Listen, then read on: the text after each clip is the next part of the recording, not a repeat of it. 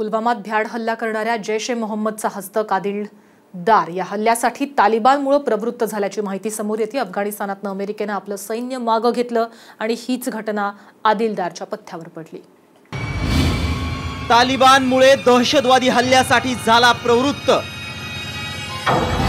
हल्ल्यापूर्वी viral केले video. इस्लामसाठी शहीद होत असल्याचा दावा। पुलवामात नरसंहार घडवणारा जैश-ए-मोहम्मदचा आत्मघातकी हल्लेखोर आदिल अहमद दार याच्याविषयी आणखी एक धक्कादायक माहिती समोर येते। तालिबान आणि ओसामा बिन लादेन यांच्यामुळेच आदिल या हल्ल्यासाठी प्रवृत्त झाला। अमेरिकेनं अफगाणिस्तानमधील आपलं सैन्य मागे घेतलं आणि हीच बाब आदिलच्या पथ्यावर पडली। तालिबान ज्याप्रमाणे आत्मघातकी हल्ले करतं अगदी तसाच हल्ला करण्याचा डाव आदिलच्या मनात होता। जैश-ए-मोहम्मदनं यासाठी त्याला सगळी रसद पुरवली। विशेष म्हणजे पुलवामा इथं झालेल्या दहशतवादी हल्ल्याच्या काही मिनिटांनंतर टेलिग्रामवर 2 व्हिडिओ प्रसारित झाले। यातला एक व्हिडिओ उर्दूत होता तर दुसरा काश्मीरी। यात आदिलनं स्पष्टपणे हल्ल्याचे संकेत दिले होते। आदिल म्हणतो, जैश-ए-मोहम्मद या संघटनेत येण्यासाठी मला वर्षभर वाट पाहावी लागली, त्यानंतर मला ही संधी मिळाली। हा व्हिडिओ तुमच्यापर्यंत पोहोचेल तेव्हा मी स्वर्गात मजा करत असेल। काश्मीरी युवकांनी अखेरच्या लढ्यासाठी सज्ज व्हावं। काश्मीरी युवकांनी इस्लामसाठी लढायला हवं। काश्मीरी युवकांनी प्रेमात पडणं टाळायला हवं। की अमेरिका आता अफगाणिस्तानमधून परत जात आहे आणि अशी एक समजूत झालेली आहे की अफगाणिस्तानमध्ये अमेरिकेचा पराभव झालेला आहे। हा पराभव तालिबाननी केला आहे।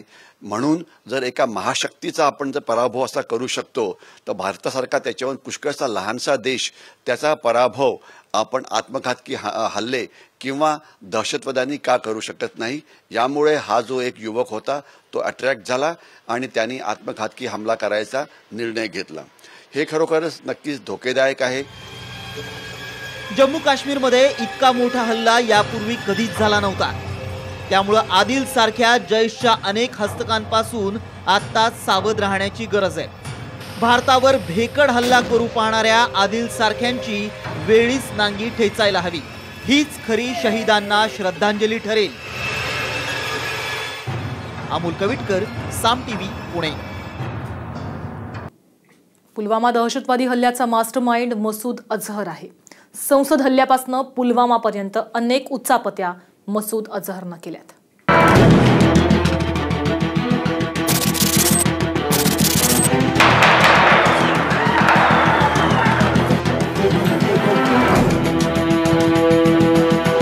पुलवामा हल्ल्याचा मास्टरमाइंड मसूद अझहर।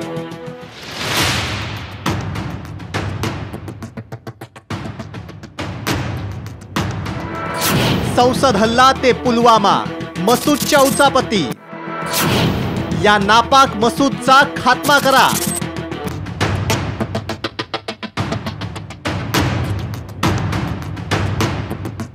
पुलवामा अतिरेकी हल्ल्यामागचा मास्टरमाइंड जैश-ए-मोहम्मदचा आका म्होरक्या मौलाना मसूद अझहर आहे।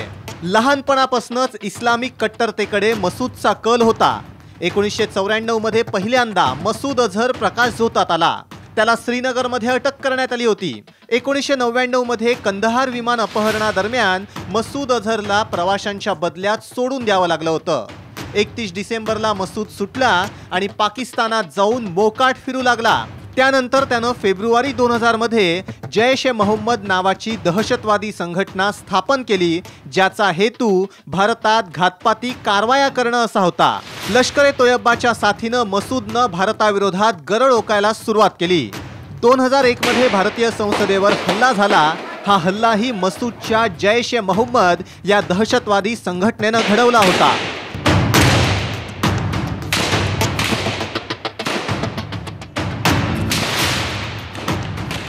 या हल्ल्यामागेही मास्टरमाइंड मसूद अझहरच होता। भारतीय संसदेवरच्या हल्ल्यानंतर पाकिस्तान सरकारनं जगाला दाखवण्यासाठी जैश-ए-मोहम्मदवर बंदीची कारवाई केली, पण ती फक्त डोळ्यात धूळ फेकण्यासाठीच।